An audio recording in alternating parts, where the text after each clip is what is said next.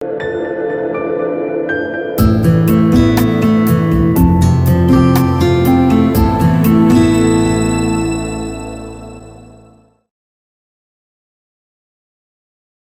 Best compliment to all of you, this is Raju from Bihar.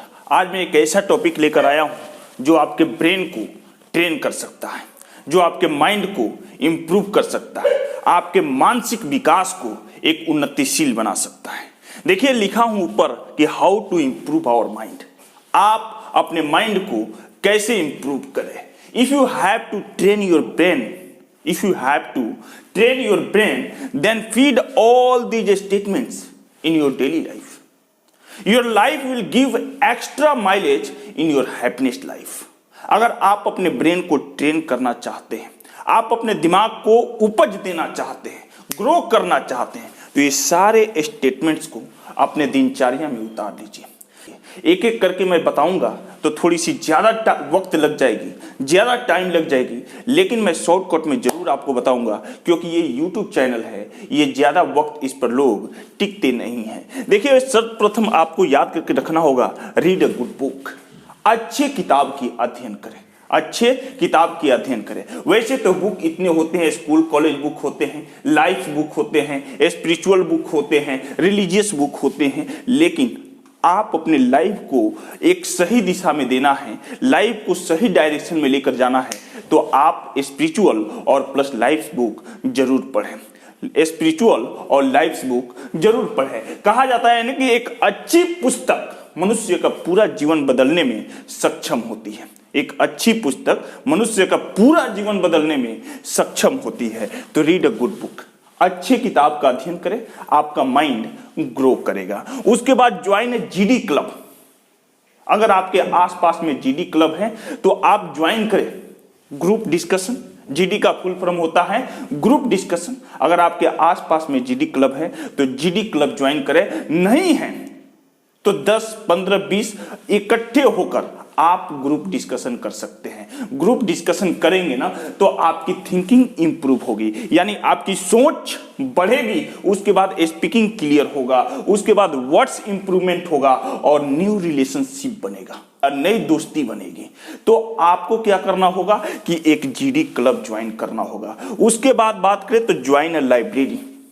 आप library join कर सकते हैं। अगर आपके आसपास में है कहीं लाइब्रेरी तो लाइब्रेरी ज्वाइन कीजिए। अगर लाइब्रेरी नहीं है तो मैं बता दूं आपको कि घर की शोभा केवल एक्वेरियम और गुलदस्तों और फूलों से ही नहीं बनती है, बल्कि एक छोटा लाइब्रेरी से भी बनती है। आप अपने घर पर भी एक छोटा सा लाइब्रेरी का निर्माण कर सकते हैं। एक छोटा सा लाइब्रेरी बनाएं और वहां आप अपने दिनचर्या यानी 24 घंटे के आधा घंटा, 1 घंटा वहां अवश्य दें। उसके बाद बात करते हैं अटेंड योर प्रोफेशनल सेमिनार।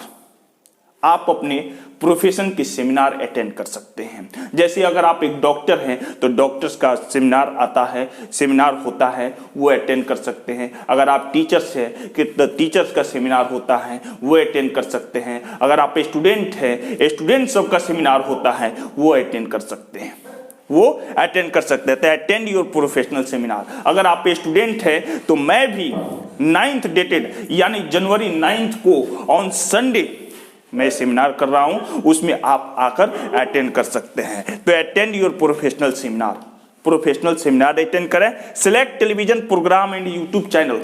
आप अगर टीवी देखते हैं, यूट्यूब देखते हैं, तो उसमें जो भी प्रोग्राम आप देखते हैं उसको सिलेक्ट कीजिए, उसको सब्सक्राइब कीजिए। और उसके बाद जब आप सिलेक्ट और सब्सक्राइब करेंगे तो उसके लिए हाफ आवर, एन आवर दीजिए, यानी आधा 1 घंटा उसको दीजिए। उस प्रोग्राम को देखिए, उस चैनल यानी उस वीडियोज को देखिए। आपका mind day by day improvement होने लगेगा। उसके बाद बात करें तो ऑलवेज डिस्कस योर सीनियर। हम लोग हमेशा सीनियर से बात करने में कतराते हैं। क्यों?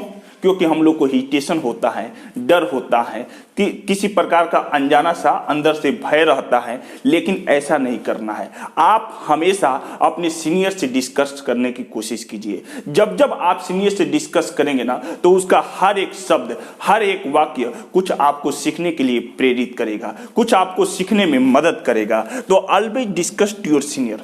हमेशा अपने सीनियर से डिस्कस करें। उसके बाद बात करें तो डेली एक्सरसाइज सम आवर्स।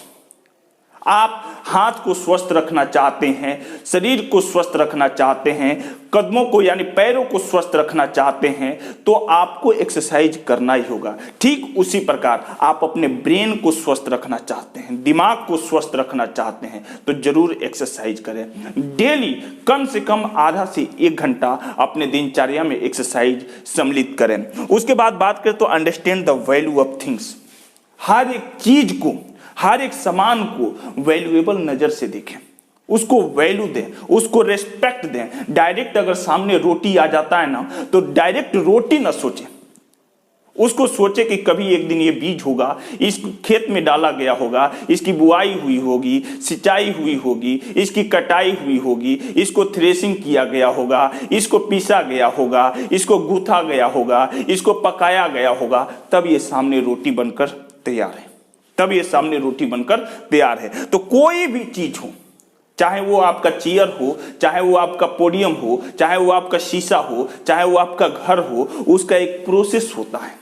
उस प्रोसेस को सोचने और समझने की क्षमता रखिए, उसको समझिए, तब उसका किसी प्रकार का गलत या सही निर्णय लीजिए। तो understand the value of things. कोई भी चीज हो आपके दिनचर्या की, सुबह से शाम तक जितने भी प्रोडक्ट्स भी देखते हैं ना, तो उसके बारे में सोचने और समझने की क्षमता रखिए, उसके बारे में सोचिए और समझिए, तब उसका निर्णय दीजिए। उसके बाद बात करें तो see and play crosswords and puzzles. देखिए, आज के डेट में मोबाइल में बहुत सारे गेम्स आ गए हैं। उस गेम्स के माध्यम से आप अपने मस्तिष्क का एक्सरसाइज करा सकते हैं। तो उसका एक्सरसाइज करने के लिए आप क्रॉसवर्ड्स खेल सकते हैं या पजल्स वगैरह खेलेंगे।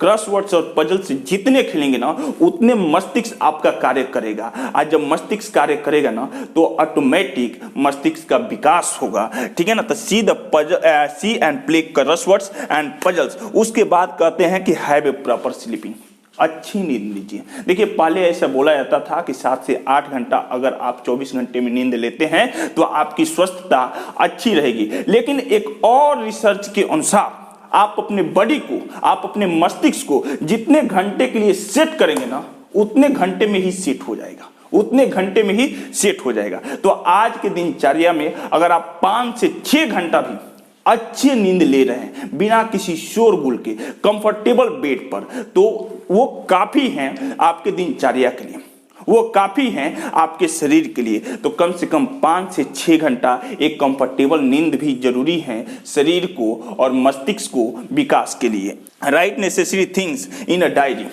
आपके जो भी नेसेसरी चीजें हैं, बातें हैं, उसको डायरी में मेंटेन करने की कोशिश कीजिए।